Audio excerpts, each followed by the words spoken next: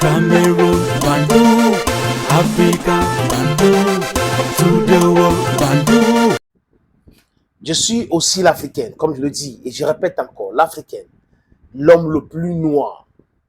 Et je suis fier d'être là pour parler, pour conscientiser, pour déconstruire, pour diluer tous les narratifs de ceux qui nous ont colonisés, qui nous ont spoliés, qui ont violé nos terres, qui continuent de violer nos terres, qui continuent de nous imposer l'insécurité comme forme de gouvernance. Parce qu'avec le chantage, ils peuvent pomper du pétrole, extirper l'or, manganèse, cobalt, coltan et tout ça là pour aller nourrir l'industrie. Et nous là, we are lagging behind. Et là, les Européens, on ne peut pas aider tout le monde. On ne peut pas aider le monde entier. Voilà, après, ils vont nous envoyer ce langage-là. Africaines et Africaines, restons dignes, restons corrects.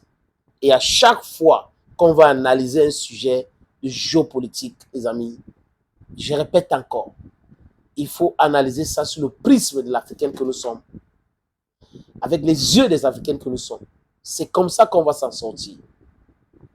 À là où je vous parle là, les Européens font du Zelensky batching, en quelque sorte.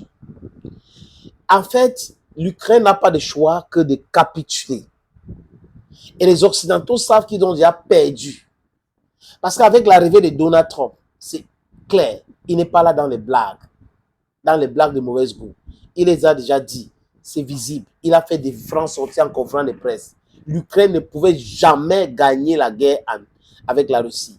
Et que l'Ukraine devrait savoir, Zelensky devrait savoir que c'était impossible de gagner une guerre avec un pays qui est grand comme la Russie. 17 millions de kilomètres carrés. La profondeur de la Russie est telle que vous ne pouvez pas. Vous allez venir. Après, vous allez, le froid est haut. Après, ils vont vous dompter. Mais en termes de technologie militaire, ils sont à un certain niveau. Ils sont comme ça. Donc, vous avez deux dans le monde. Les États-Unis et la Russie.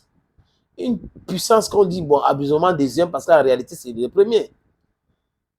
Vous pensez que l'OTAN pouvait faire face à la Russie? Et Vladimir Poutine, depuis 2007, avait dit que vous êtes en train de ne pas respecter votre parole après la chute du mur de Berlin.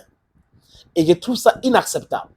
Vous avez dit qu'après la dissolution du pacte de Varsovie, vous allez aussi dissoudre l'OTAN. Mais vous êtes resté avec cette OTAN et vous avez dit que vous n'allez pas intégrer les pays anciennement soviétiques en votre sein. Mais vous avez fait ça. Et vous êtes en train de vouloir intégrer l'Ukraine et la Géorgie. C'est nos frères. J'ai un peu mal au cou, les amis. C'est nos frères. Nous n'allons pas accepter cela. Les gars ont pensé que c'était la blague. Ils sont trop forts. On va le faire. La Russie va faire quoi? La Russie est faible et tout ça.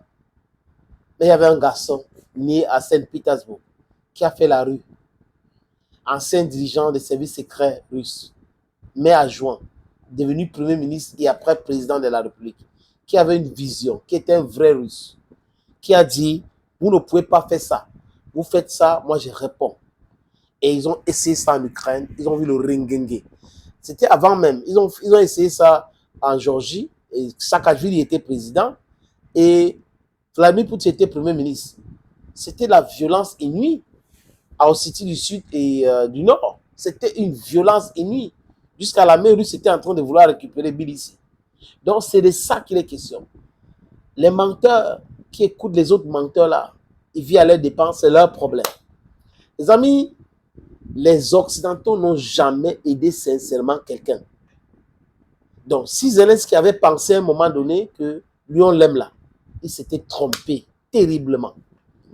Les exemples sont légion, les amis, concernant l'attitude des Occidentaux. Et quand Lavrov dit que c'est l'empire du mensonge, il sait de quoi il parle. Nous le disons ici tout le temps. Les Occidentaux mentent comme ils respirent. Quand ils disent 1, il faut plutôt regarder 10. Parce qu'ils vont ajouter un 0 derrière. Les amis, je vous suggère de regarder cet extrait. Ça y de est, la même sorte, dos est-ce au que mur. les Occidentaux sont en train de pousser Zelensky vers la sortie? Alors c'est ce que révèle l'émissaire américain choisi par Trump pour régler la question russo-ukrainienne. Les États-Unis, vous le voyez dans cet article, veulent que l'Ukraine organise des élections présidentielles. C'est ce qu'a déclaré justement Keith Kellogg, l'émissaire américain. Organiser de nouvelles élections en Ukraine pour remplacer Volodymyr Zelensky pourrait faire partie effectivement des gages pour obtenir un accord de paix. Le scénario que les diplomates américains mettent sur la table se déroulerait en fait en 3 temps. Négocier un cessez-le-feu, un simple cessez-le-feu, ensuite organiser de nouvelles élections et puis donner au nouveau président la responsabilité de trouver justement un compromis de paix sur le long terme avec Moscou. Alors pour le C'est la même chaîne, hein? La même chaîne là. L'Ukraine va gagner. Vladimir Poutine a 1 milliard de cancers. Regardez comment il marche. Sa main ne donne pas. Nous sommes forts. On va envoyer les chars Abrahams. On va envoyer les chars Challenger. On va envoyer les Atacams. On va envoyer les F-16. Nous allons envoyer les Mirage 2000. Ils ont envoyé tous ces hommes dans les têtes miracles. Ils se sont rendus compte que le miracle était dans leur mensonge et non dans les faits et l'utilité de ces armes envoyées en Ukraine. Les F-16, est-ce qu'on en parle encore? Oh, ça doit être un game changer. L'Ukraine a vraiment besoin de F-16. Oui, l'Ukraine a besoin de missiles à longue portée. Russie a besoin de ceci. Vous tirez, on détruit. Donc c'est inutile. Ouais, un peu. Les gens qui fabriquent doivent fabriquer pour envoyer encore. Et ce n'est pas le Père Noël. On fabrique. Et ça prend le temps et c'est beaucoup d'argent. La matière première et autre qui entre là. Zelensky maintenant est poussé vers la sortie. Les Occidentaux le poussent. Il est devenu inutile aujourd'hui, les amis. Il ne pouvait pas s'imaginer. Quelqu'un qui est aimé, qui est ceci, est devenu inutile aux yeux des Occidentaux. Au point où on lui demande d'organiser des élections. L'émissaire américain pour l'Ukraine a compris la sortie de Vladimir Poutine. Et les Américains sont pragmatiques. Ils savent que c'est vrai. La Russie ne peut pas négocier la paix avec un président illégitime. Un président que son mandat est arrivé au terme.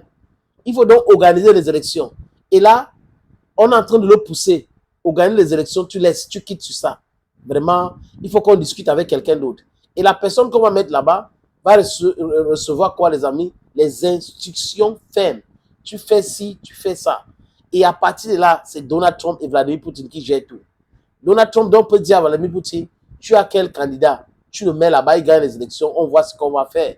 C'est de ça qu'il est question. Et là, moi, j'ai mon deal. Parce que Donald Trump, il est dans les deals. Hein. Moi, j'ai mon deal. Tu me laisses ça. Et on ne va pas bagarrer tout ça. Moi, vraiment, les autres, là, les sanctions et autres, je vais lever les sanctions et autres. Et business as usual. Les dindons de la phase. Je répète encore, les amis, les dindons de la phase. Ce sont les Occidentaux, les Européens. Ce sont les Européens. C'est pour ces raisons qu'ils sont en train de plénicher là.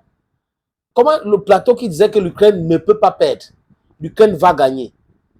Ils sont en train de dire plutôt maintenant, Zelensky doit organiser les élections, il faut négocier. Les troupes, non, sont où? Zelensky vient en Europe demander 200 000 soldats européens pour la paix. Donc ça veut dire que les soldats ukrainiens ne sont pas là. Vous voyez? C'est une armée qu'on a détruite.